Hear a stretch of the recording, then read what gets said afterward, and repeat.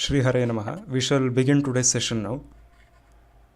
Shri Gurubhyo Namaha, Shri Parama Gurubhyo Namaha, Shri Adi Gurubhyo Namaha, Shri Mula Gurubhyo Namaha, Shri Matananda Tirtha Bhagavad Padacharya Namaha, Shri Vedavyasaya Namaha, Shri Bharatya Namaha, Shri Saraswate Namaha, Shri Vayve Namaha, Shri Brahmane Namaha, Shri Mahalakshmi Namaha, Shri Narayanaya Namaha, Mokshaprada Shri Vasudevaya Namaha, Krishnaya Vasudevaya Hare Paramatmane Pranata Klesha Nashaya Govindaya Namo Namaha. Hare Rama, Rama Rama, Hare Hare, Hare Krishna, Krishna Krishna, Hare Hare. Narayanam Namaskritya Naram Chaiva Narottamam Devim Saraswatim Vyasam Tato Grantamutirayet. Narayanam Suragurum Jagadekanatham Bhakta Priyam Sakala Roka Namaskritam Cha Traigunya Varjitam Achamibhumadhyamisham Vande Bhavagnam Amara Surasiddha Vandyam. Avikaraya Shuddhaya Nityaya Paramatmane Sadaika Rupa Rupaya Vishnave Sarvajishnave Namo Hiranyagarbhaya Haraye Shankaraya Cha Vasudevaya Taraya Sarvasthityanta Karine Ekaneka Swarupaya Stula Sukshmatmane Namaha Avyakta Avyakta Rupaya Vishnave Mukti Hetave Sarvasthiti Vinashanam Jagato Osya Jaganmayaha Mula Bhuto Namastasmai Vishnave Paramatmane.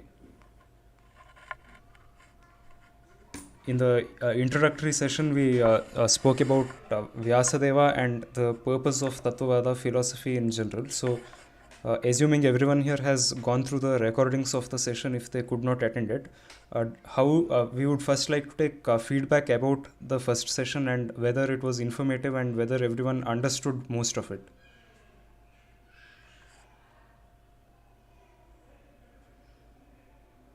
So could anyone please let us know your feedback and opinions?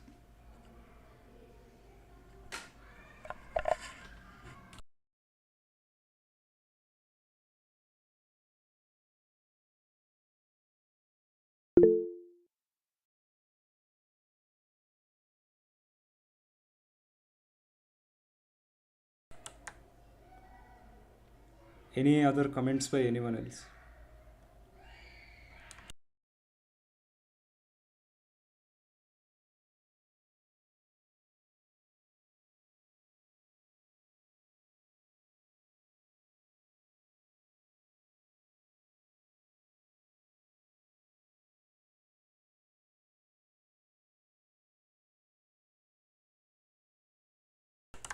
So we shall move on with the session now and we shall connect Sri Vishwadhiraja Tirtharu within some time.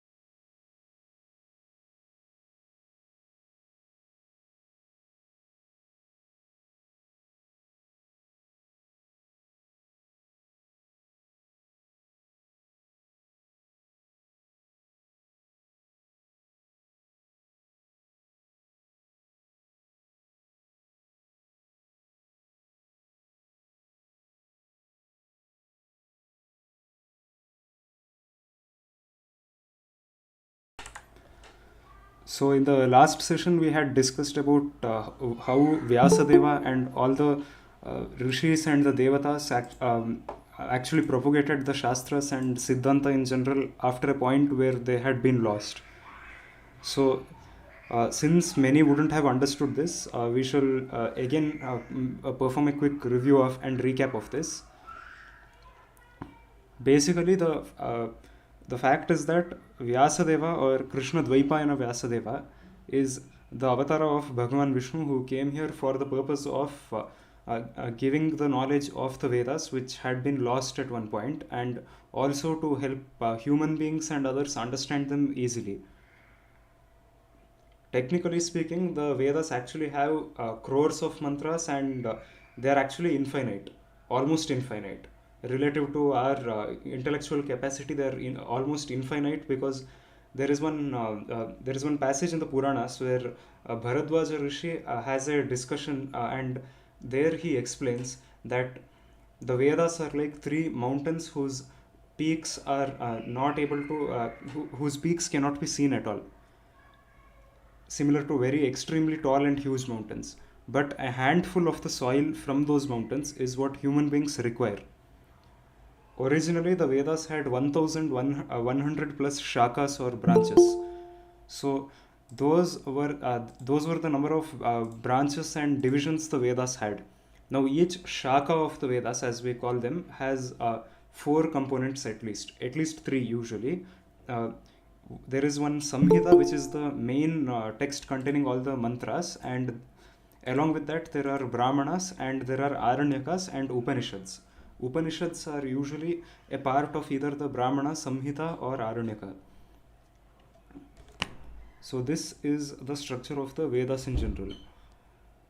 So moving on, there were 1,100 plus such shakas of the Vedas, but as of today we have less than 20 remaining with us right now, or maybe just a handful.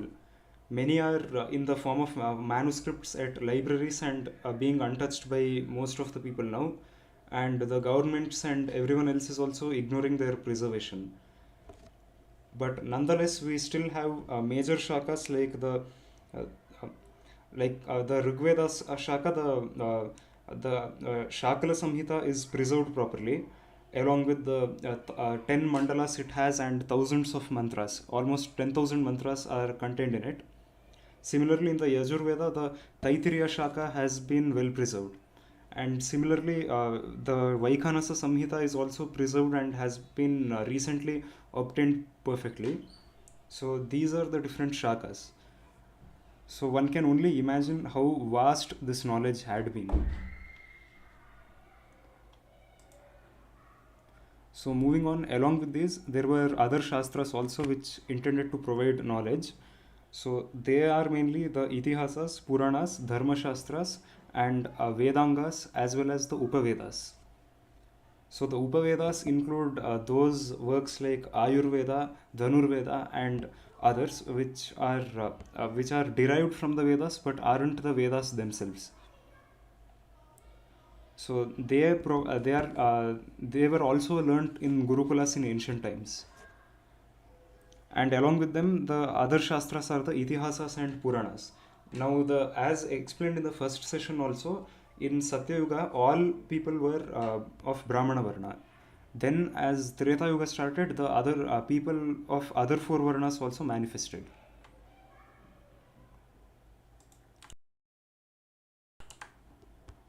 So, for them especially, learning the Vedas was impossible for the Advijas, or those who lost the samskaras of Upanayana and other Vedic samskaras. So, because of that, they were given the Shastras, they had adhikara or eligibility to learn the other Shastras like the Itihasas, Puranas, Upavedas, Dharma Shastras.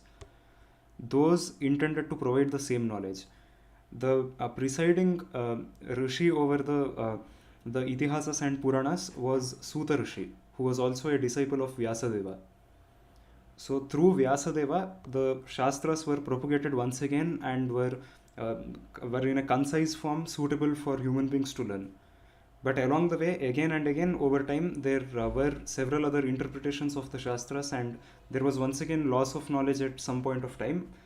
And also, at one point during the last 2000 years or so, there were a lot of changes which were made, and over time, there was a loss in the actual meaning of the Shastras also. So that was the purpose of Sri Madhvacharya appearing as, or Mukhya Prana specifically appearing as Madhvacharya to provide the knowledge once again. So, any questions till now?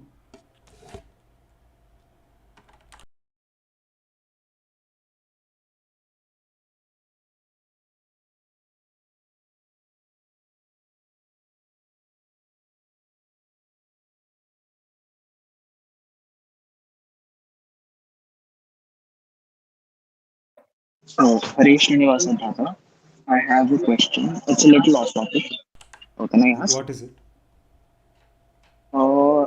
Since Mata Mahalakshmi comes in Taratamya higher than Brahmadeva, and she controls Brahmadeva also. So, does Mata Mahalakshmi also controls Pranadeva? Yes, definitely. Because Brahma and Pranadeva are Jivatmas. But Lakshmi Devi is the Devata of Mula Prakriti. So she is in the 15th chapter of the Bhagavad Gita, she is referred to as Akshara or imperishable, but the Jivas are known as Shara, perishable.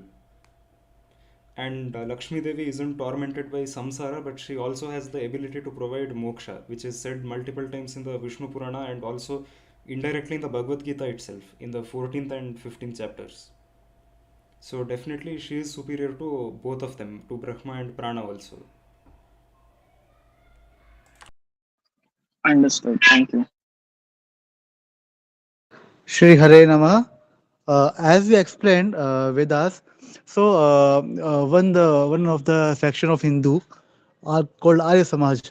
They generally sometimes they are asking uh, where is the evidence of where mention the Upanishad and Puranas all are part of Vedas. So can you explain this? There are ample references in the Vedas themselves actually, which refer to the Itihasas, Puranas. In the Chandogya Upanishad, you can actually, in the seventh Prapataka, you can, and first Kanda, the first Kanda of the seventh Prapataka, there are multiple references which mention all the Shastras. Actually, Devarshi Narada tells Sanat Kumara Rishi that he knows all those Shastras, which includes, he starts from the Rig, Yajus, and Saman and Atharvana Vedas. Then he moves on to say Itihasas, Puranas, then Nyaya and the Vyakarana and all the Vedangas, and then he also mentions Ekayana, which is a name of Vaishnava philosophy actually, Pancharatra. One more name for Pancharatra is Ekayana, because it promotes the idea of Ekantika Bhakti or single minded Bhakti. And similarly, in the Atharva Veda also, there is one mantra which says Tam Itihasascha Puranascha, which refers to the Itihasas and Puranas only. So there is absolutely no basis to say that the Puranas, Itihasas aren't a part of the Shastras, or they are later, they are fabricated present day works or anything like that. Also in the Mahabharata, in the beginning itself, in the first adhyaya of the Adi Parva, one can see many shlokas which propagate that, which mention that Vyasadeva himself compiled the 18 Puranas. And it also mentions, there is one shloka which says that a Dvija who knows all the Vedas is still not fully a scholar or a learned person without knowing the Puranas. And this shloka also appears in the Vasishta Smriti. So like that we have many references for the same, and also Shankaracharya, Ramanujacharya, Madhvacharya, pretty much all the prominent gurus and philosophers quoted the same Itihasas and Puranas. So there is no basis for people to say that they are later fabricated Shastras or anything like that.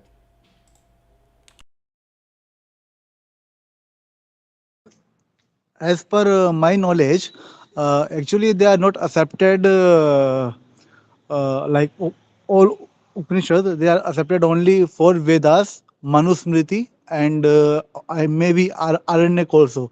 So what we can do there? There's simply no basis for their rejection when even the Atharvaveda Samhita only mentions the Itihasas and Puranas by name.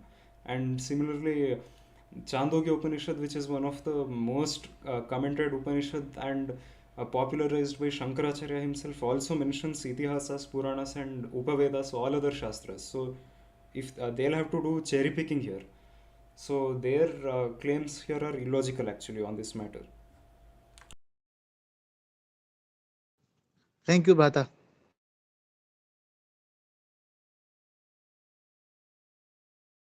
Hare Srinivasa. Hare Srinivasa. Yes, many people, I have heard many people claim that Manusmriti is the supreme authority among Smritis, Manusmriti, not Mahabharata. So, what are your view on this? As stated in our first session also, the fact is that all the sadagamas or the valid shastra which are in accordance with the Vedas and such as the Pancharatra, the Ramayana, Mahabharata, and all the Vaishnava Puranas or those Puranas which can be interpreted favoring the idea of Vishnu Paratva, all of them are known as the sadagamas. So they are completely acceptable and there is no hierarchy among them as such. So coming to the Smritis, Manusmriti is actually categorized as a Rajasika Smriti in the Padma Purana. It's not a purely Satvika Smriti. Now this doesn't mean that the authority of Manusmriti is less. All it means is that Manusmriti doesn't, the main theme of the Manusmriti is not fully about Bhakti. So we can see that every Sampradaya accepts Manusmriti but they don't accept the tenets of Vaishnavism. So that's the point. So among the Smritis, if we really have to say one is the best, though there is again no hierarchy as such, it would be the Haritha Smriti actually, because that is a Satvika Smriti as per the Padma Purana. Shri Vijayendra Tirtharu has quoted these shlokas in Shaiva Sarvasva Kandanam actually, which we have published on our website as well, and the same shlokas were quoted by Srinivasa Dikshita also. Yes, also do provide the references to Pancharatra in Shrutis. We have provided them in our blog article, which talks about Vaishnava Dharma and it's mentioned in the Shastras. You can refer to that on our blog.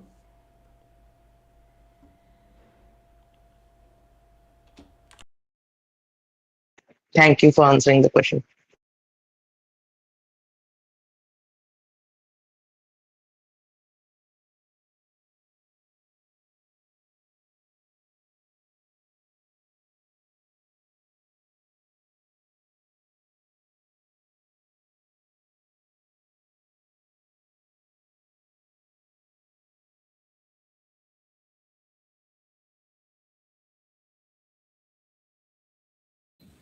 Please introduce yourself, please. Hare Krishna.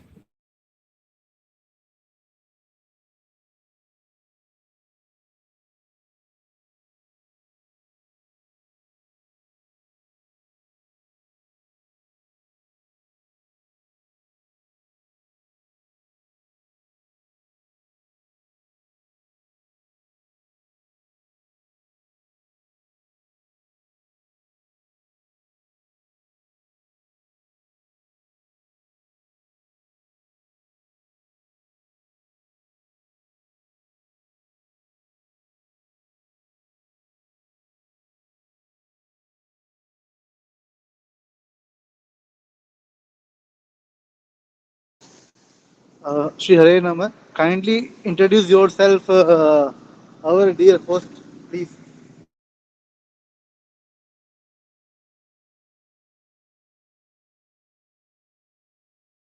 Who are you referring to?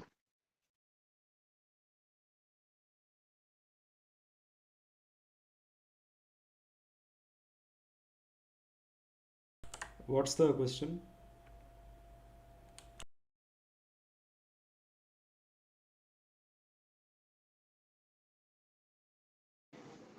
To our host, just I request to our Achyuta Bhakti Dates host. So kindly introduce yourself. I will do that some other day. Not much about me needs to be known right now.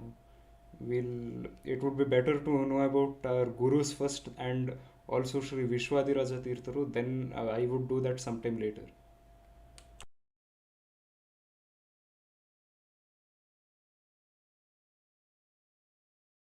I am one of the moderators for this program and of the whole Achyuta Bhakti Deeds project, so that can be known for now.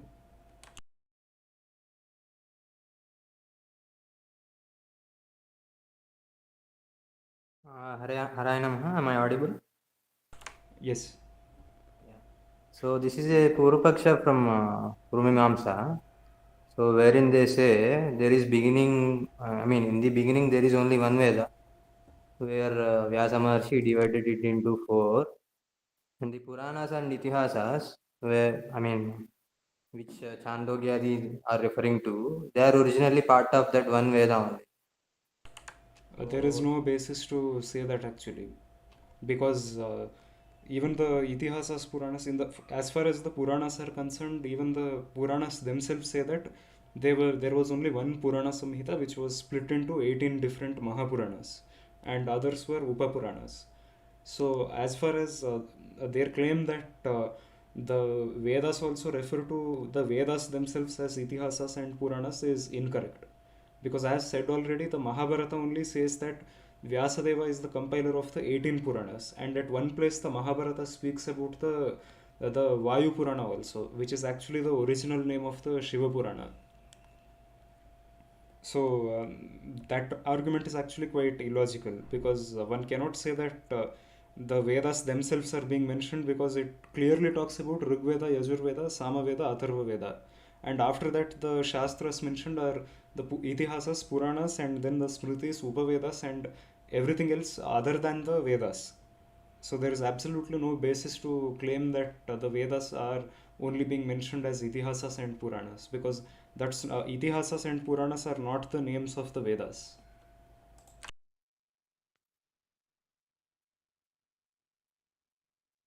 So does it say somewhere Itihasa and Purana as Panchama Veda? Yes, the Chandogya Upanishad reference says that. So what I was trying to convey, what Purvamamsakas say, so Vyasa Maharshi, he did compile Mahabharata and etc. Puranas, but what they mean to say is the portions of Veda which are referred by Purana and Itihasa in the Chandogya, they were lost. So they were There is lost. absolutely no basis to say that only. Okay. And that is totally deviating from the original meaning. Okay. Thank you.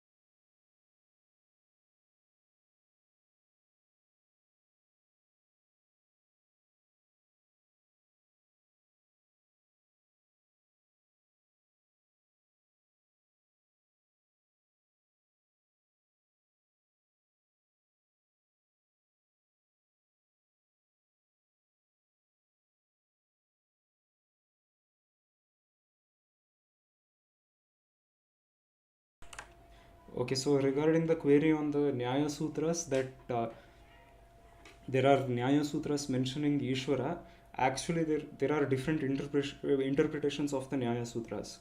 So as said already, even we interpret the Purva Mimamsa Sutras to favor our Siddhanta that there is a Supreme Being and that it doesn't contradict Vedanta. But the Nyayikas, they don't consider Ishvara to be a personality or anything as such. They just believe he is one lifeless entity who just controls the universe. They don't believe that Ishvara or Brahman is a person who is a conscious entity or a person as such, Purusha. They only believe that he is that Ishvara, Brahman, Paramatma are just names used to refer to the force which controls the universe. But again, so we obviously disagree with them on that for different reasons.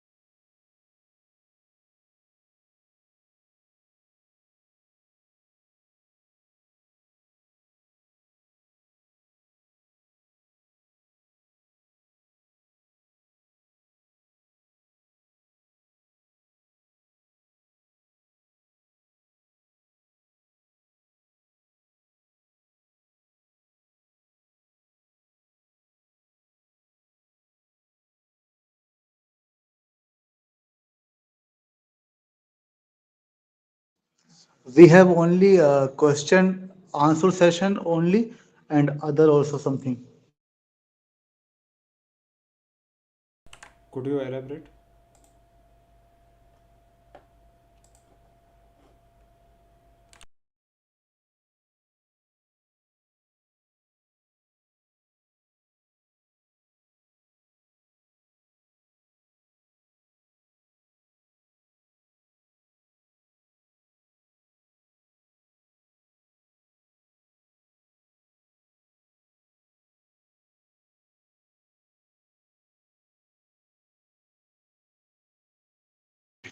Oh.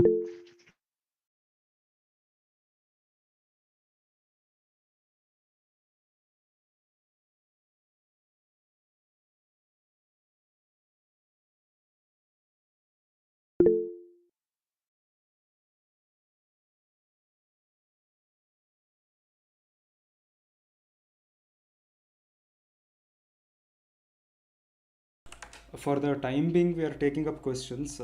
Shri Vishwadiraja Tirtharu has been delayed because of an issue with Google Meet on his phone. So he'll arrive in a few minutes, hopefully. So till then, we are taking up questions and discussing everything which has been covered so far.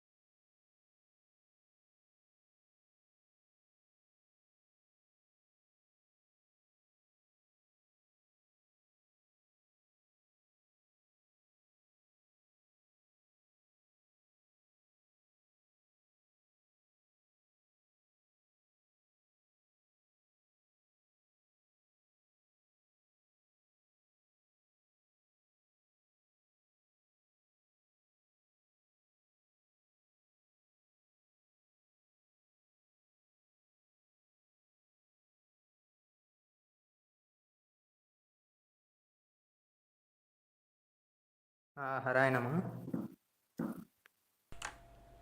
Yes, what is it? So yeah, continuing the previous question. So we do have any references from Upanishads, like directly pointing to the names like Mahabharata, or any one of the Puranas names. No, there is no such specific name being mentioned because Vedas Even are eternal. Mahabharata. They are apaurushaya. So they won't mention the specific names which were given to those particular texts. So they're only mentioning the categories of those texts. So it is by default understood Itihasa as Mahabharata. Yeah, Mahabharata and Ramayana are the two Itihasas currently available to us Okay. in our Manvantara, which we have received from the Rishis. Yeah. Thank you.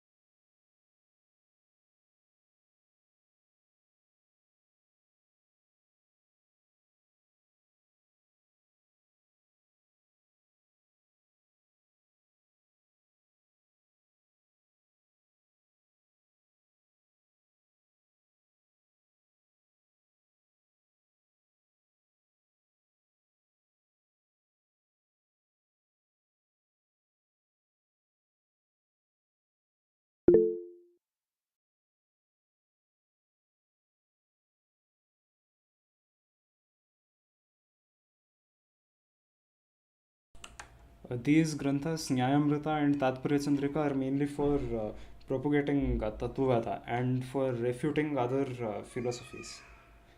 Nyayamrita is specifically intending to refute the Kevala Advaita philosophy of Shankaracharya, and Tatparya Chandrika is actually a commentary, sub-commentary on the Brahma Sutra Bhashya of Madhvacharya. So there, elaborately, the views of mainly the Smartas and Sri Vaishnavas are discussed and refuted also in favor of the Madhva stance on the same topics.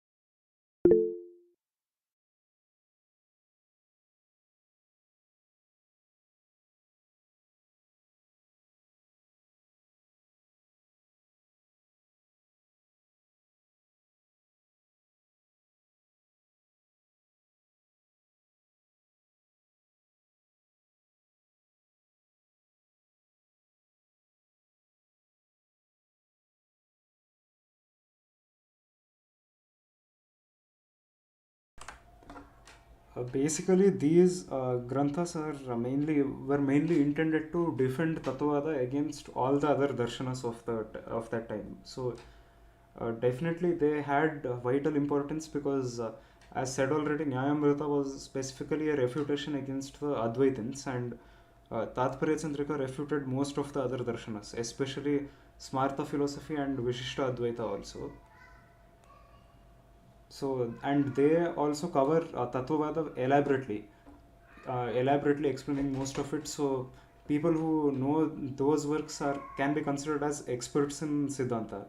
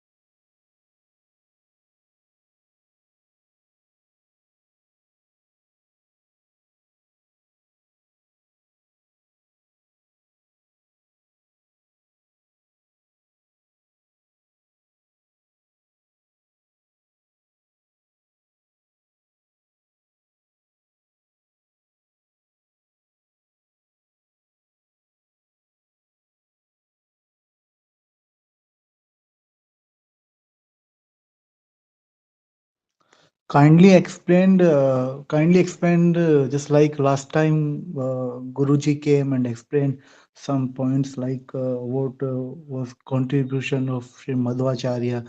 So, like, can we have something now?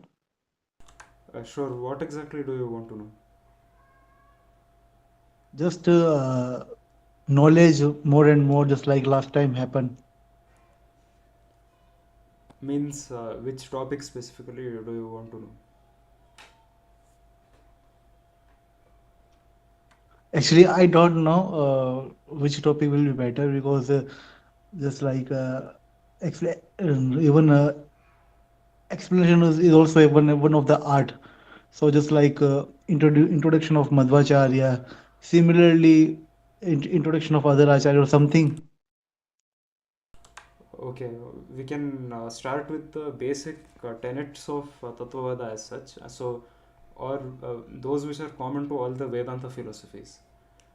Basically, now there is something called as Tattva, which we have discussed multiple times in our previous YouTube videos also, and even in our blog articles. So, anyone here can define what Tattva is, or what your understanding of the term Tattva is.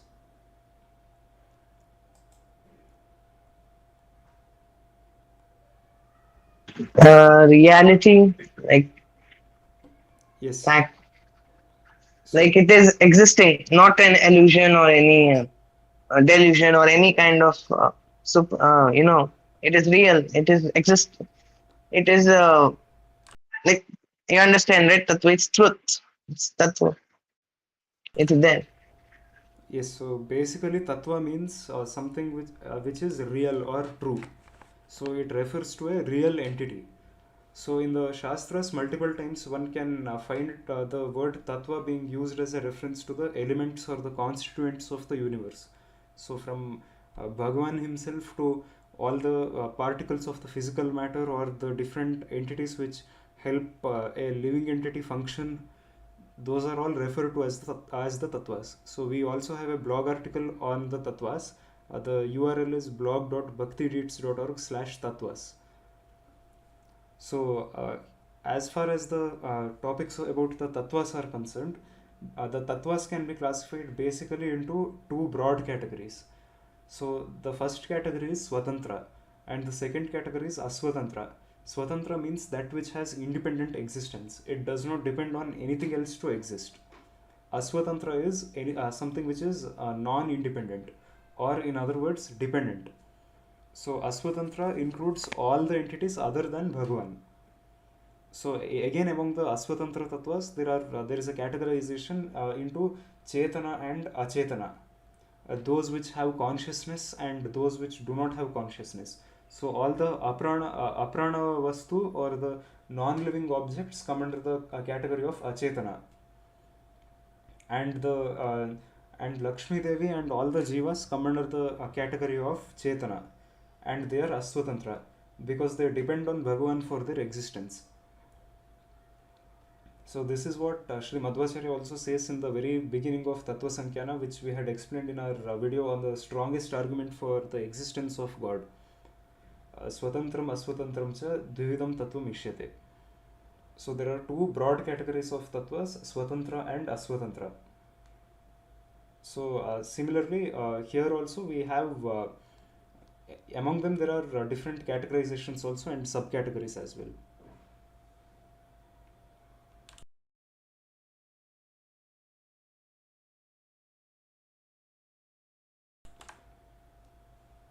So similarly, here the whole universe can be said to be comprised of or constituted by different tattvas.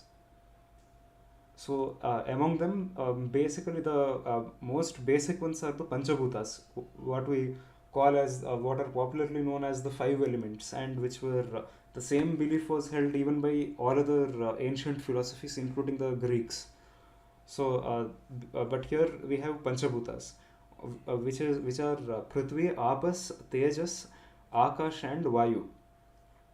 So the first one is Prithvi, or the earth, or this mainly refers to the soil and all the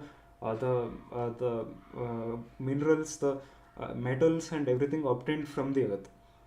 Then next is Apas, or water. So water is a universal solvent. This can be seen even in chemistry also, as we know it. So this is why water is also considered as one of the most basic tattvas and the most basic panchabhutas, for which constitutes almost all other many of the different entities. So all the physical entities are made up of either Prithvi, Apas, water, that is water, and Tejas, that is fire, Vayu, wind or air, and Akash, that is space. So Akash is, or space, is something which is unique to Hinduism, and most of the other philosophies do not have this concept of space itself or ether existing inside another entity. So coming to this, then after this we have 11 senses or 11 indriyas. Now these are the 5 senses and other organs with which one can accomplish different tasks. So these are also categorized as senses. So they are totally 11 in number. Then comes the different entities such as buddhi, then manas, chitta, the mind and consciousness and intellect. So these are also considered different tattvas because there are different qualities which exist in different animals or living beings in the pashus. So they exist in varying extents of manifestation. So for example, one can be living but the person can have no consciousness, and the person can also maybe be devoid of intellectual thinking, and the person may also not have a proper mind or ability to comprehend anything. So all these functions are carried out by different organs. So here, even though medical sciences have not been fully able to comprehend neurology and how the brain works so far to a very proper extent, the Shastras have actually given such elaborate descriptions, and they have given such elaborate explanations about how the different living entities function. Now, above all of these is Mahat Tattva, which is the working force behind almost all the entities in the universe. So the presiding deity of Mahat Tattva is Brahmadeva and Pranadeva. They are the presiding devatas or abhimanis of Mahat Tattva. So they play a vital role, and without them, all the other tattvas cannot function properly. So this has been explained even in the Brihadaranyaka Upanishad and the Chandogya Upanishad, where the devatas have a discussion over which one of them is the most superior among them. So at the end of it, finally there was one dead body which was given, and the devatas, there was a body which was living body which was given, and the devatas were asked to make it dead and bring it back to life by each one removing their influence from that body. So when all of them did it, the person was still alive. The person did not die. But when Pranadeva left, because Pranadeva is the presiding devata of the prana or breath, which is the life force of all the entities. So when he left that body, instantly all the other organs and the mechanisms of the body stopped working. And then when he re-entered, the body again came back to life. So this is why prana is the topmost among all the devatas, and it is said Vayu Jivotama.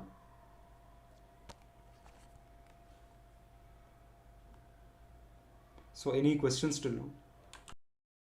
Yes, and Brahmaji and other Ruju Devatas are also Jivottama in a sense. Yes, Brahmadeva is also Jivottama, as we discussed in the previous session also. But the Ruju Yes, Devatas and are Ruju not. Devatas are also same. Yes, he is They have the also. same caliber, right? Yes, he is considered equal to Pranadeva. Yeah, the Rujus also have same caliber, right? Yes, they have the same capacity but not the same power. They are still in the process of sadhana. They haven't attained the post of Vayu or Brahma. Got it.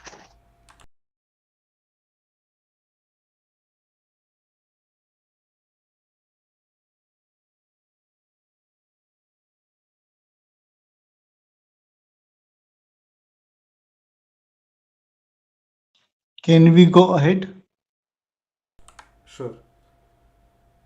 So the next part, which is more important, comes where the the relationship between all the tattvas is what is usually disputed among different darshanas or philosophies. So this is where the philosophical differences start among philosophers. So some philosophies opine about how all philosophies have varying interpretations of the Shastras, and but more than that, the main concept revolves around how the different tattvas function or are interdependent on each other. So the most popular philosophy right now is Advaita Vedanta, which says that all the tattvas are actually one and the same, and they are Brahman himself, or Paramatma himself is all the entities, and including the living entities and the physical matter and anything which exists here. And the different the differentiation which we see everywhere is due to ignorance, as per what they believe. Then Vishishta Advaita says that they are different entities, and Dvaita says they are completely discrete. We will continue after a couple of minutes.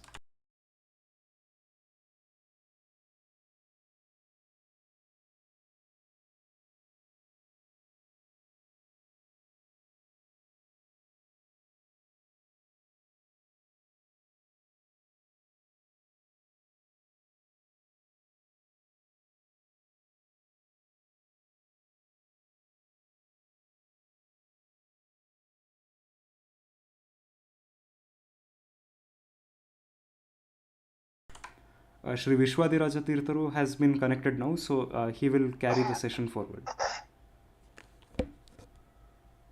Hare Rama Guruji, you can go ahead now. Hare Ram. How many of us are there? May I know? There are 10 participants as of now. Is it? Okay. Vamshi from Hyderabad. I'm sorry. Nizamabad. No, not Nizamabad. From Andhra. He had called some time ago asking I think he had to ask something. I was on another call. I couldn't answer. Is there anything specific that you wanted to ask Vamshi? Are you there? Are you connected?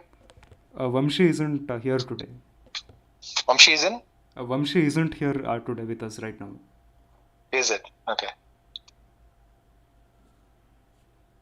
ನೀವು ಮಾತನಾಡುತ್ತಿರುವ ವ್ಯಕ್ತಿಯು ನಿಮ್ಮ ಕರೆಯನ್ನು I'm in between the call. Okay. So, fine then. He had sent a question regarding a verse from Bhagavata. Is there any question that anyone would want to address? How did the discussion go of the last class comments?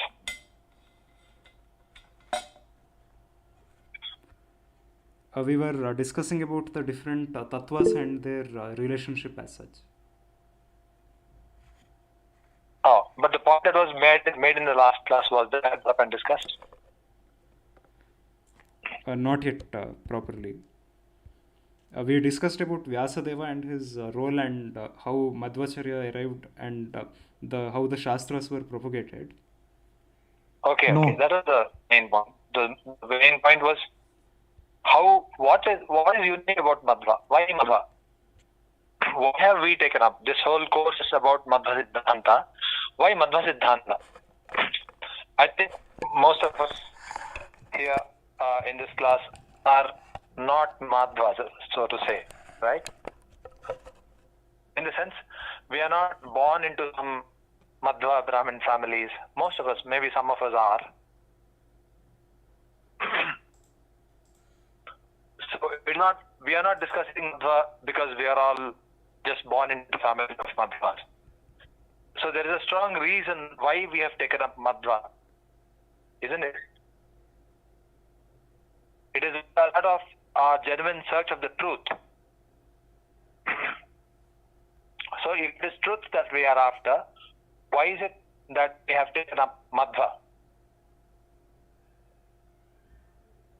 What is unique about Madhva? The whole point of the last class was something that was unique about Madhva.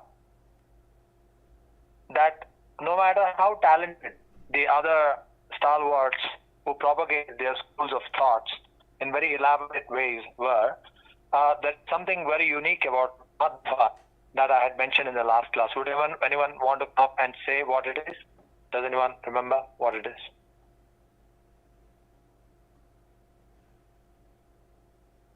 Last time explained contribution of Sri Madhvacharya. Like he introduced Purana also as Pancham Veda, and how much Purana is important in Vedas. Is that right, Prajna? I could not hear what he said. Can you repeat that for me? Like gist of what he said? Mainly that Madhvacharya gave equal importance to the Puranas as much as the Vedas, unlike the other philosophers. Good, very good. Who was that? No?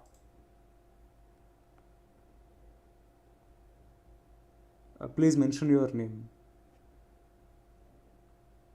Brajjan Sevak.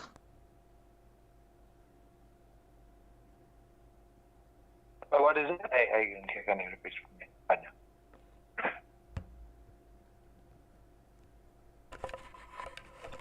Did he mention his name? I couldn't hear.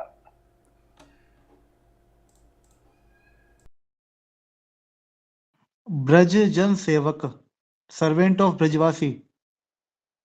Oh, you're a Madhvacharya. Yeah, that's very one. Yeah, correct. You're very accurate and we're very right on what you said. So by doing that, what happened is what I'm looking for. I'm looking for a little more specificity in the answer. You got very close to the answer. That is the answer, in fact. But what I was looking for is that Vedavyasa, he made a very elaborate system by which the people of Kali Yuga can perceive what it is being taught in the Vedas. What is the Tattvarya of the Vedas? To understand that and implement that in a way that can enable us to distinguish between what is Shreyas, or what is the truth, and what is illusion, in a way that can enable us to get rid of what is troubling us, what is putting us in difficulty, what is giving us dukkha, so that we can get rid of that and attain to the pure of the soul. So, in order for Kali Yuga people to be able to do that, Vedavyasa has given a very great help by supplementing the Vedas with the Puranas, the Itihasa, and the Brahma Sutras mainly, to even understand the Vedas, and also Brahma Tarka, the books which we don't get now. But Vedavyasa made a very elaborate system for that. But unfortunately, it was not implemented. That system was not communicated to the people, even by very greatly talented people. Like, even to mention the names like Madhvacharya, there are 21 commentators in the past who came before Madhvacharya, prominent commentaries I'm speaking about. So they all did their service to humanity. They all were genuinely interested in the benefit of humanity. I mean, major ones like Shankara, Ramanuja, no doubt they have done great service to humanity. They've at least attempted to do great service to humanity, and they stand distinguished amongst all other people who have generally tried to do anything for humanity, so to say. But Madhva was unique amongst even them in that he did it in the most effective way, because Vedavyasa, the fountainhead of spirituality, if we were to actually today celebrate something called a spirituality day, because, let's say, just things across, I'm trying to put this across, that if we were to celebrate a day called Spirituality Day, on whose day would you think that we would celebrate that? Should we be celebrating the government of India when the Yoga Day, International Yoga Day was accepted, even in the parliaments of the other, all the world across, it was accepted and even celebrated by actual practice of some asanas. So when seeing the success of that, another greatest inspiration to the world from India is regarding spirituality. Am I audible, or should I speak a little slowly?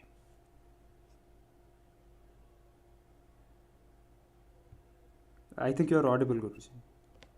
Okay. So if we were to make a day of spirituality, on whose birthday would we have, or what day would we choose for that?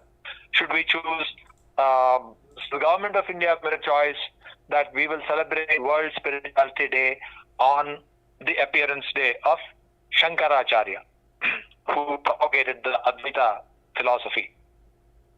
Which, undoubtedly today, if you take a course on Vedanta in, say, Oxford or Cambridge, one of these prominent universities, you will hardly hear the name of Madhva, let alone get acquainted with his tenets.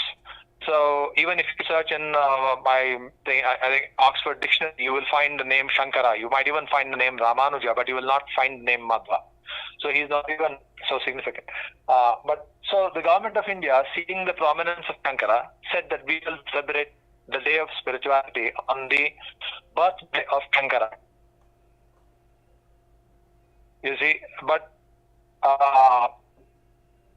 justice would be there if we actually celebrated the World Spirituality Day, the proposed World Spirituality Day on Vedavyasa's appearance day, because even Shankara propagated his philosophy of Advaita based on Vedavyasa's Brahma Sutra.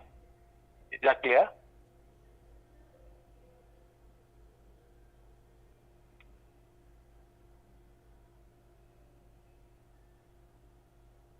Anyone has any questions regarding this much? Is that clear? Everyone is answering yes.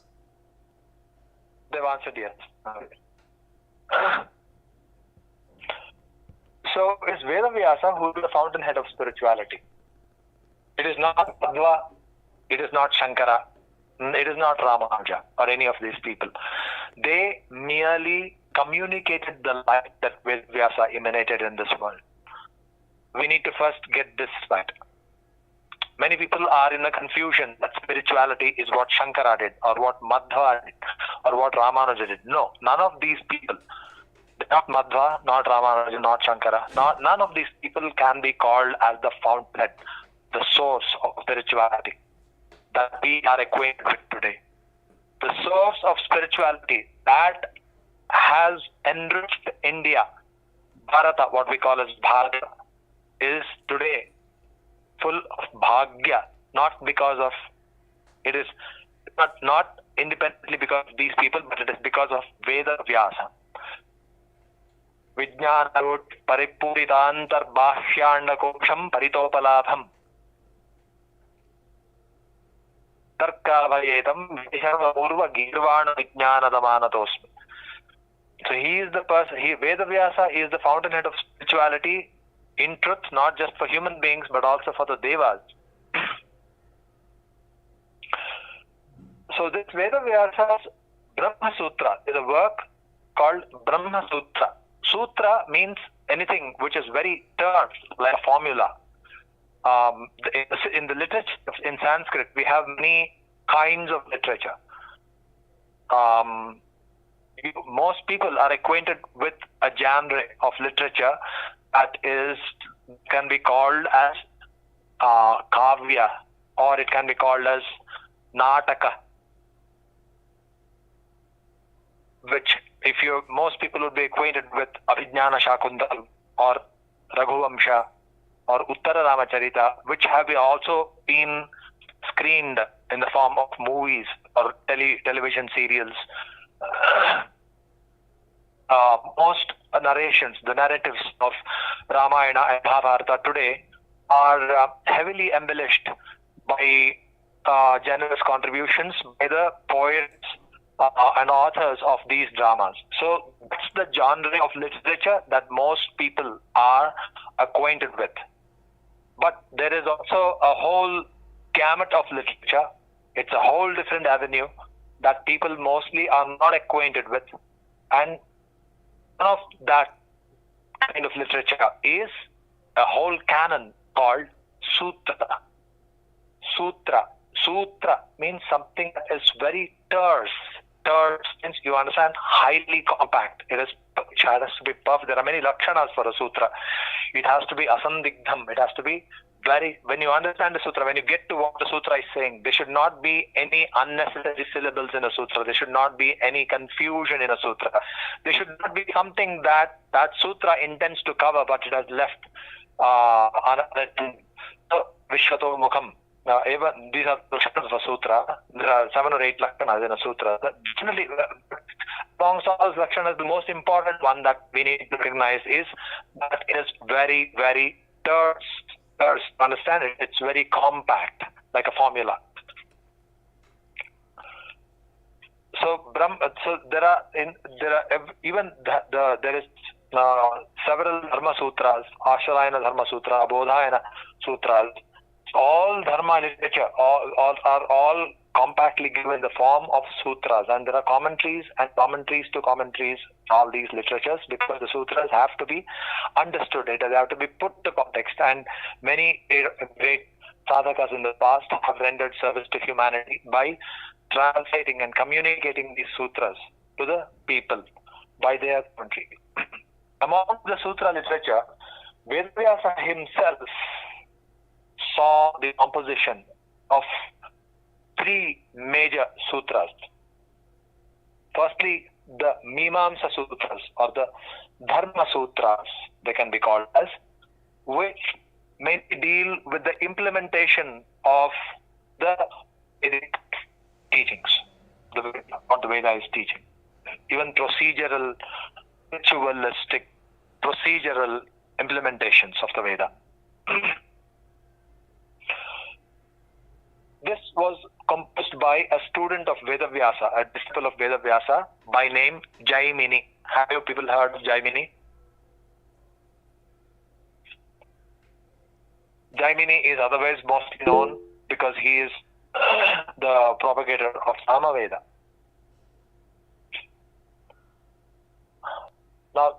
there's another book of sutras called that is Dharma Sutra. It is called the Mimamsa Sutras, or the best name for that would be Dharma Mimamsa. They also call it Karma Mimamsa because it's the way of implementation. But the sutra, though that whole body of sutras begins with the sutra Athato Dharma Jijnasa Om. It begins like that. Then there is, those sutras are available today. There are about 8 chapters in it, and about 300 sutras. They are available. Anyone can get themselves acquainted with this body of sutras that Vedavyasa himself saw. He saw the composition of these sutras. There is also another book of sutras called the Daivi Mimamsa. This book has 5 chapters, and the number of sutras in this is not known very much, but 5 chapters. Vedavyasa composed the first and the last sutras of this himself, and then he let Paila and Shesha to compose the body of this book called the Daivi Mimamsa, in which the various devatas and the elements that they govern and their jurisprudence, their jurisdiction, and their hierarchy, and the way of their interrelations, the way that they are born, the way that they wind up when the universe winds up, are all this is the subject matter of Daivi Mimamsa. This Daivi Mimamsa would have been a very crucial one, especially given the fact that most people are fighting today to know which devata is who, and especially when it comes to almost it becomes a battleground when people start putting their own favorite deity as supreme. You know, if you go to Maharashtra, you will find people saying that somebody else is the supreme. Ganapatyas are mostly found in Maharashtra. You come to Karnataka, then you find the mixture of many of these. You go to Tamil Nadu, there people will say Muruga is supreme, or some will say Durga is supreme, and there are also Shiva supremacy people.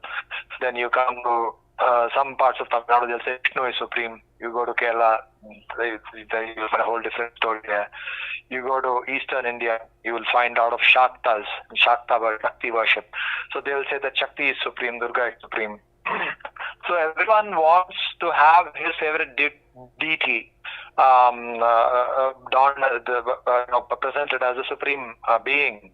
But we have to, if Mimamsa would have actually been of much help in resolving this, but unfortunately this book is not available today.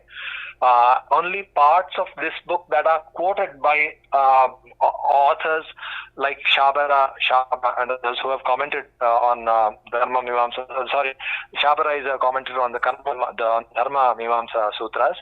Other commentators, if they have referred to these sutras in their writings, maybe that is the only chance of coming across any of these, any part of this book called the Daivi Mimamsa. So the third book of sutras, called the Brahma Sutras, was composed by Vedavyasa himself.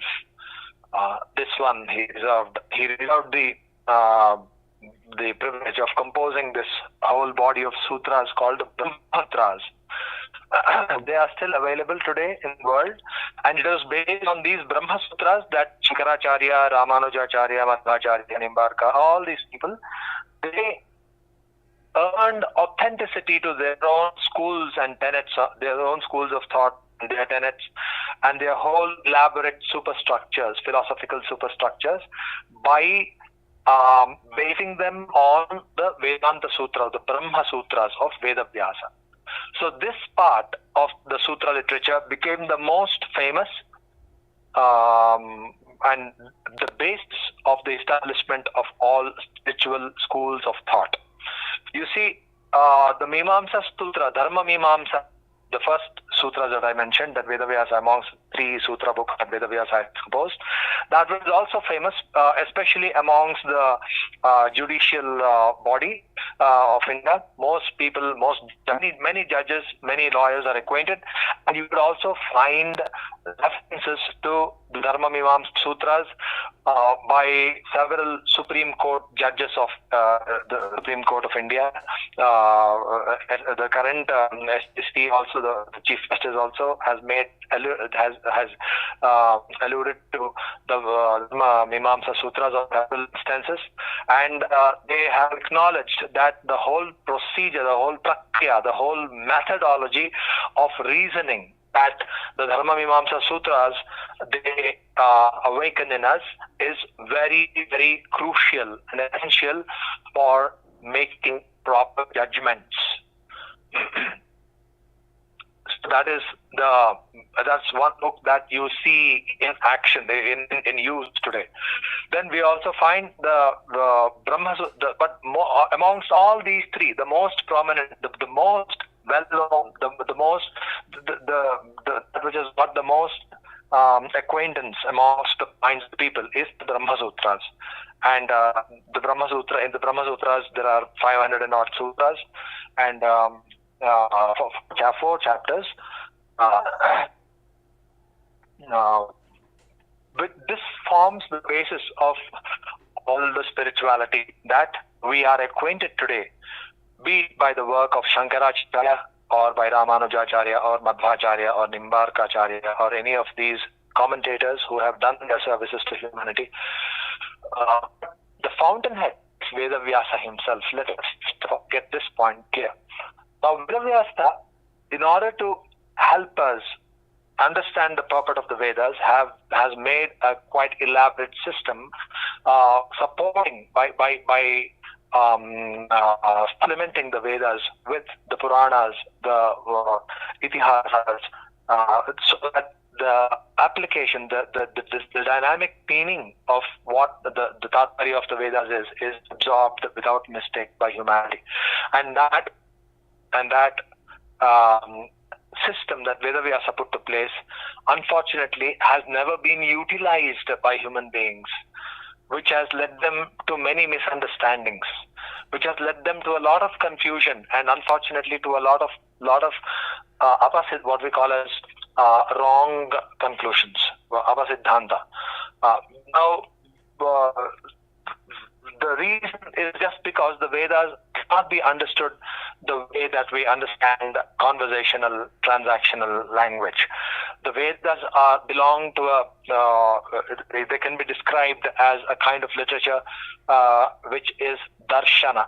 Darshana means it is not just a literal expression. It is not conversational or transactional. It is something beyond. It tends to a realm which is beyond bodily experience. So that it includes atmic darshana. That is why the Veda needs. You cannot attempt to understand the Veda just by mere knowledge of language, Sanskrit, or even the prakriya of Sanskrit, of Vedangas. It needs a deeper awareness, a holistic comprehension of the entirety of the Vedas. So that is not possible for the people of the Kali Yuga. That is why, to help people of the Kali Yuga, Vedavyasa made a system in place. And if we don't subscribe to that system, there is no way that we, or even the Devatas, so to say, can arrive at the true meaning of the Vedas. We are all dependent on God, on God himself to actually know the Vedas. And the help is what Vedavyasa gave.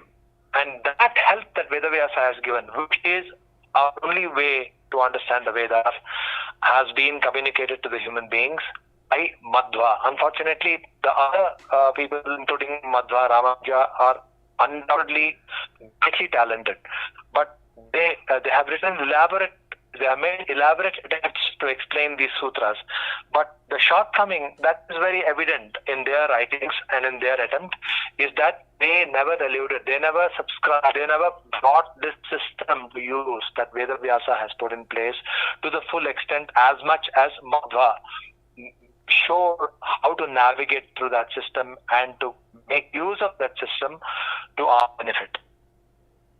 Is this clear? Anyone has any questions?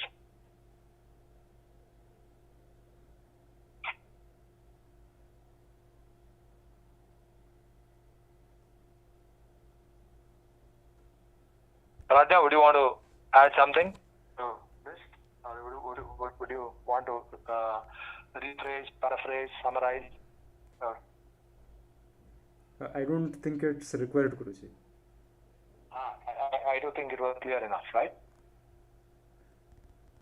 It was mostly, so I think everyone understood. Okay. So, is there any questions or is there any comments regarding this? If not questions, anyone would like to say anything? One person says it was clear, and others are saying no questions. Good. Okay. So, because when this much is gone across, we can go ahead.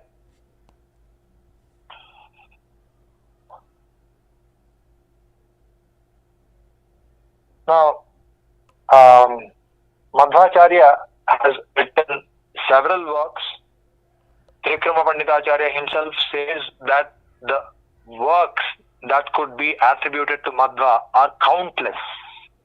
Now, the basis on which he might be saying this is because Madhva was constantly teaching one thing or the other, and it is not that the books that you find today printed in or attributed to his authorship are the only ones. That is not the fact, because Trivikrama Panditacharya, who is a direct disciple of Madhva, Madhvacharya lived around 800 years ago from now. And the works that we have today were mostly what was gleaned from the writings of one of his disciples, Rishikesha Tirtha. There were several books that recorded his work. Madhvacharya himself dictated those works, but Madhva has constantly been teaching something or the other. So if somebody would hear him even for like 5 minutes, he says something that would be so potent that it could be a book in itself. So if it something that, because Madhva never sat and wrote anything. It was even visible from his movements. He was the wind god himself. So he was so active. He used to be moving around, dancing around, singing. He used to be like this. He was also a very great wrestler, if you would not know. He was a very big Pailwan. He would challenge many people, and he used to fight with all of them alone. And there was no chance that anyone had to win over him. There are many huge boulders that he had lifted in his own hands. There is a huge boulder that you can find near Kalatha that he has lifted in one hand and kept, and many such Herculean tasks that he made. So he was that kind of a being, just so that you get acquainted with the kind of being that Madhva was. He never sat down and wrote anything. He dictated, he explained, he dictated, and people would take notes. So the notes that people took and the dictations that they took from him are the ones that we have in the form of books. So it was not always that what he taught was written down or recorded. So Trivikrama Panditacharya, with keeping that in mind, has proclaimed in his book that the works of Madhvacharya are countless. But popularly, in the songs of Purandarasa, 37 books are attributed to him. Amongst them, 4 books are on Brahma Sutras themselves. There is Propagation, there is Naya Vivarana, there is Anuvyakhana, and there is Anubhashya. So these 4 works are on Brahma Sutra. He's also written the Bhagavata Tatparya Nirnaya. He's also written Mahabharata Tatparya Nirnaya. Then there are many other, you'd say, short books. They are short. They are universal. They are very so full of. They're very profound, and they're very they're very not terms. They encapsulate a lot of wisdom. in few words. And the works of Madhva, as Madhvacharya himself describes, they are so profound that just like Vedavyasa, his works, one thing that you need to know about Madhva's writings is that they don't include Pratitantra Shabdas, the Paribhashika Shabdas. They speak in free-flowing language that makes sense even without complicated commentaries. If you would now take up a book of, say cardiology, and you read something, mostly you would be held back. You can't proceed in that study because you would be held back by the use of a lot of jargon, a lot of technical jargon, technical terms, and terms which take a certain meaning in the context of only that science or that whatever occupation. So there are many such words. They are Pratitantra Shabdas, Paribhashika Shabdas. Madhva doesn't use them. Madhva he writes in free-flowing language, in following the footsteps of his master Vedavyasa.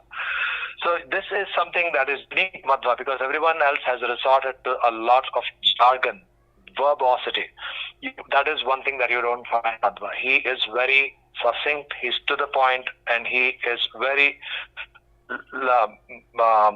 minimally, he speaks minimally. He doesn't say one word extra than that is absolutely necessary.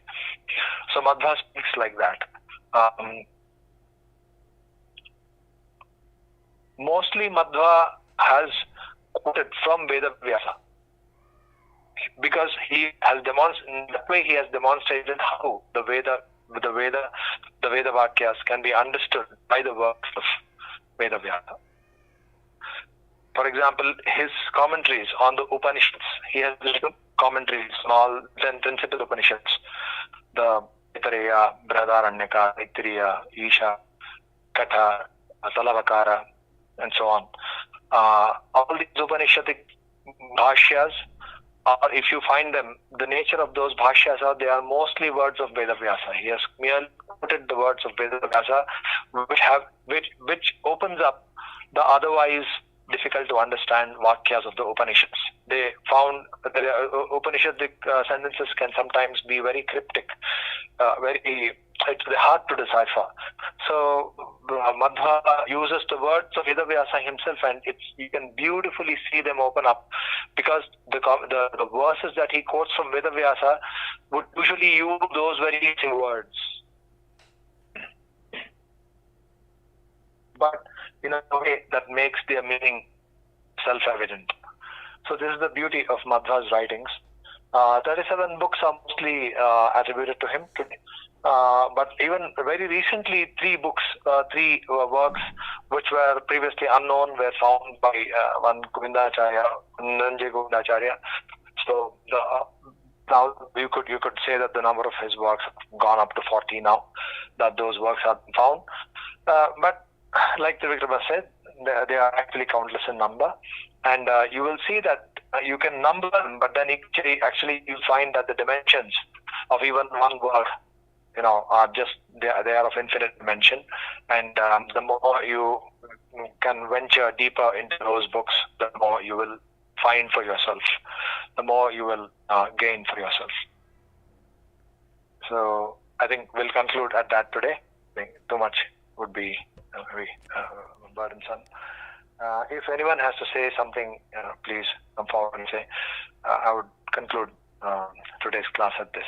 But please make note of the main points that were discussed. And in going forward, we'll get what was spoken in the previous class, we'll get that much clear, and then we'll put it forward. Otherwise, we won't. We will wait until what was spoken before is actually absorbed. Is that fine?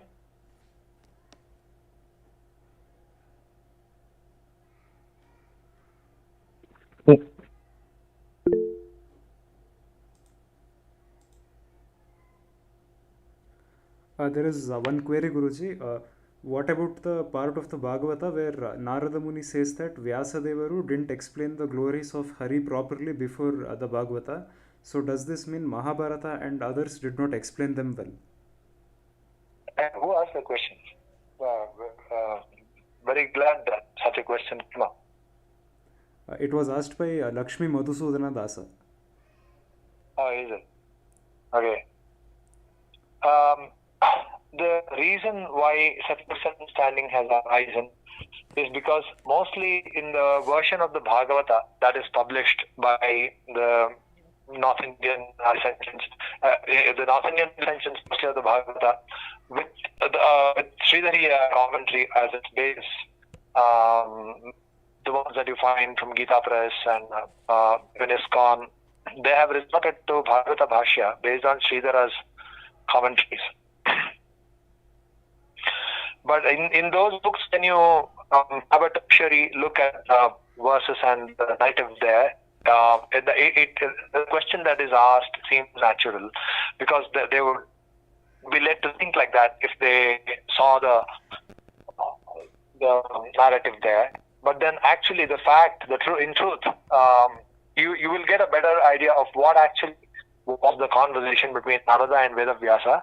I would request you to read Vijay Dhwaja's commentary on it is in the whole narrative occurs in the 5th chapter of the first skanda of the Bhagavata, and you can refer to Vijay Dhwaja's commentary on the verses, and it will be more clear to you. In essence, if I have to say, the whole point is this, that you need to understand, that you will understand, is that Narada is merely playing a role. All the devas, they play a role in the Leela of God. So Vedavyasa is God himself, and he is doing the Leela that he is not yet contented. But there is no discontent in the heart of God. God is Ananda. But Vedavyasa expressed how the Bhagavata itself, you will find Kaitava Dharma, Dharma Projita Kaitotra Paramo Nirmatsaranam Satam. It is not that the other Shastras are bad or incomplete. Then that how much ever you describe the gunas of Paramatma, of God, you will find that you will not feel that you have said everything, or you will not feel that you have completed the description. You will feel wanting still. But what's true about the Mahabharata is that Vedavyasa has kept the affairs of the world in mind, and in these worldly affairs, amidst this, how these worldly affairs are to be conducted in proper consciousness, connection with God, that is the answer. You will find the answer to that in the Mahabharata and in his elaborate works. But what you will find in the Bhagavata that is more unique is that Bhagavata attends to there is a dimension of practice or Anushtana wherein we would only want to concentrate on the gunas of Hari, on the gunas of Paramatma, purely without having any taint of, or not having any taint, rather lesser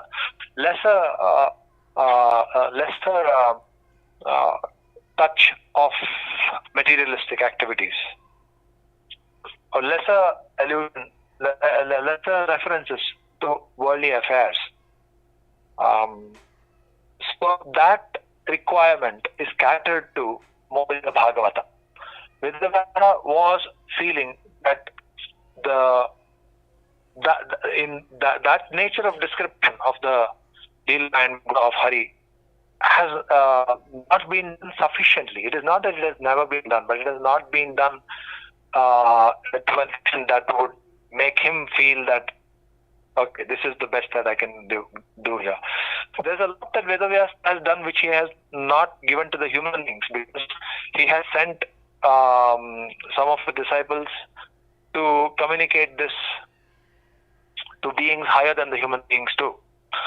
But while speaking about what he has given to the human beings, in that regard, he felt that he felt a need to describe more about the pastimes of God, about the Guna and Leela of God.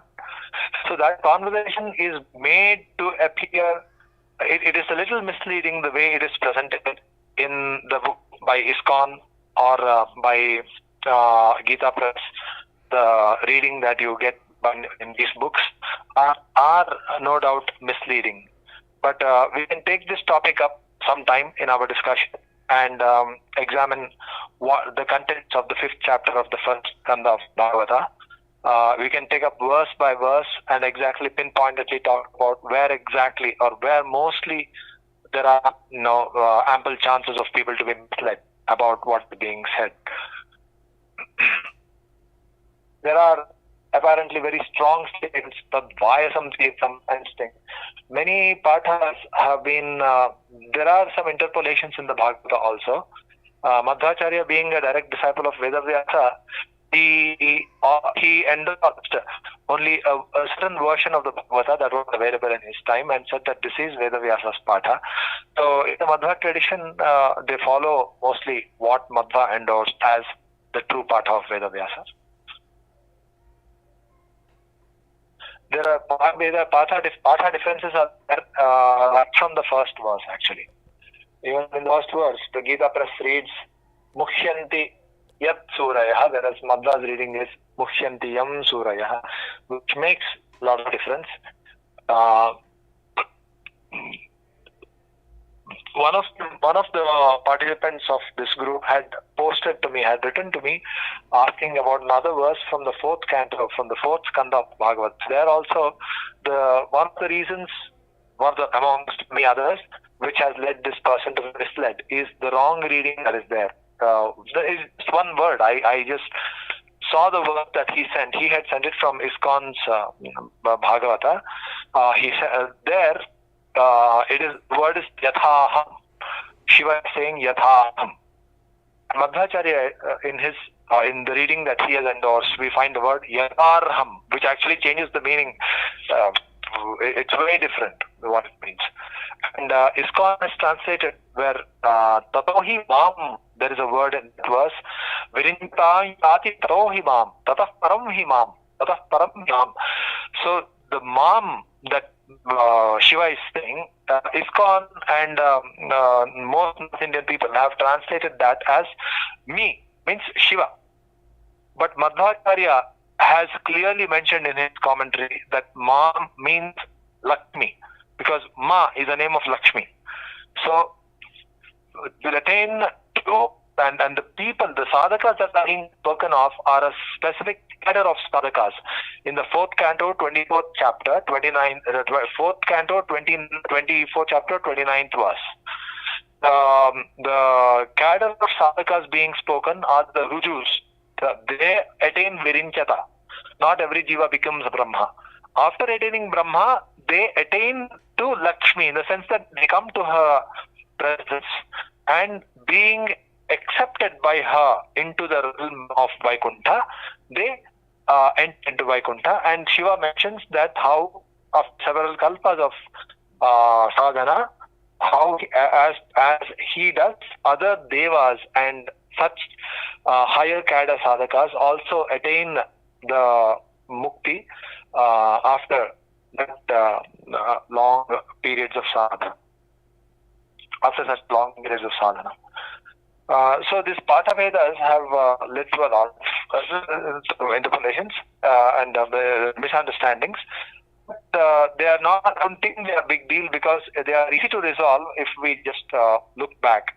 Madhvacharya clearly begins his commentary on that verse by saying that Ma means Lakshmi, not Shiva. But unfortunately, the authors of the Swami Prabhupada of ISKCON has chosen to ignore that Vakya of Madhvacharya,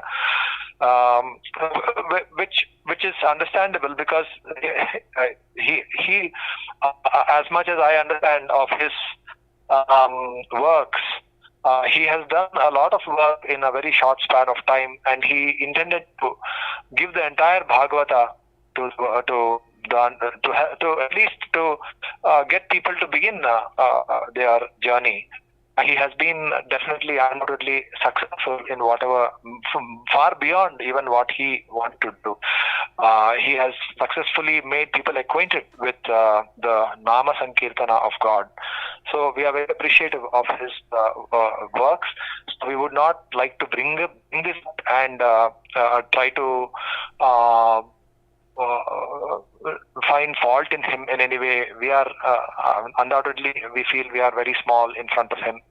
But when it comes to understanding the Shastra, and it was his own intention that we should approach the Shastra in true spirit. So in the places where he has not been able to communicate that to people, I don't think that he would not want us to get to the true spirit. I think no one would be more happy than him if we got to the true spirit of what Shastra is saying.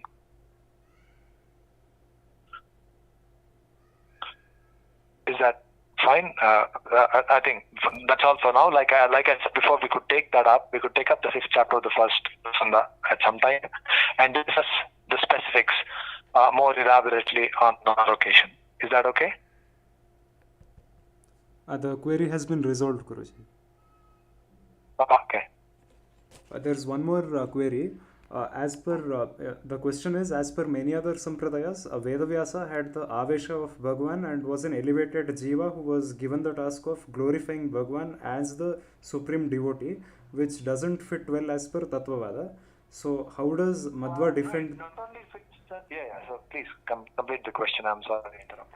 How do Madhvas defend their stance for Vedavyasa as Vishnu himself? What was mentioned in this question? You know who is asking this question, please? Aditya Gupta has asked this question. Aditya Gupta, thank you for bringing this up. I should have brought this up myself, actually. You see, Shankara in his commentary, he mentions him in Sharirik Bhashya, the Brahma Sutra Bhashya. He mentions Vedavyasa is a rishi by the name Apantaratama, who has attained Brahma Sakshatkara, and he has come to communicate the meaning of the Vedas. But actually, he himself has differed on other occasions on his own stance. The stance of Madhva and Tattvavada that Vedavyasa is Narayana himself finds a lot of evidence in the Mahabharata or in the Puranas or in the Bhagavata itself. Also, you will find that Vedavyasa is avatara of Sakshat Narayana himself. In fact, Vedavyasa is not a word. The name of Vedavyasa is Krishna Dvaipayana Vyasa. In fact, in the Varaha Purana, and in 2-3 other Puranas also, which I don't remember now, but there is an account of in the Kalpa that we are living today. It's called in the Manvantara that we are living today, which is called the Vaivasvata Manvantara. 28 Kali Yugas we have 27 Kali Yugas have passed, and we are living in the 28th one. So before every Kali Yuga, there was a Dwapara Yuga. There was a Vedavyasa who did very significant work in communicating the meaning of the Vedas to humanity of the Kali Yuga that was there, and also in propagating the study of the Vedas and making a system for its study and practice and propagation. Now, Vedavyasa is a post that is, you could, if you can use that word, you see, that's a word that we are acquainted with. It's a position, so to say, and there would be one person who comes a little time before Kali Yuga to help the people of the Kali Yuga with the Vedas. And this has been mostly done by sages, and in fact, you will find an account in the Varaha Purana of all the 28 who did the work of Vedavyasa in the different Kali Yugas. But the work that was done in this Kali Yuga, just before this Kali Yuga, the position of Vedavyasa was occupied by Krishna. His name is Krishna, actually. His name is not Vedavyasa. Vedavyasa is not a name, Please be clear with this. Vedavyasa is you could say, a role, so to say, in the that is played by different people in different times. In this Kali Yuga, Vedavyasa was none other than God himself. That is why the Mahabharata also says, Krishna Dvayanam Vyasam Vidhi Narayanam Prabhum Konyah Pundarikakshat Mahabharata Krit Bhavet. Who other than the lotus-eyed Lord can be the composer of the Mahabharata? I mean, the Vyasaya Vishnu Rupaya. You have heard this also. These are all verses from the original Shastras, accepted by universal. Rupaya Vishnave Namo Vai Brahmanidhaye Vasisthaya Namah. We speak of Vedavyasa as Vasishta Krishna because his name is Krishna. Vedavyasa is a position, remember? His name is Krishna. Whereas the name of the popularly known Krishna, we say that he is Vasudeva Krishna, and this is Vasishta Krishna. Vasishta's son was Shakti. Shakti is a female, as most people would be able to think. Shakti is the name of a sage who is the son of Vasishta. Vasishta's son was Shakti. Shakti's son was Parashara, and Parashara's son was Vedavyasa. Krishna Dvipayana Vyasa. Is that okay? That clarifies. Does that help you in any way? Yes, the query has been solved, Guruji. Okay. Happy to know. Fine, Pradnya. I again apologize for being late, but also I think I'm very happy that someone, all of you have followed this closely and participated in an attempt as such as this one. And I pray for that of all will make speedy progress in the path of your spiritual elevation. Hare Rama. Thank you all.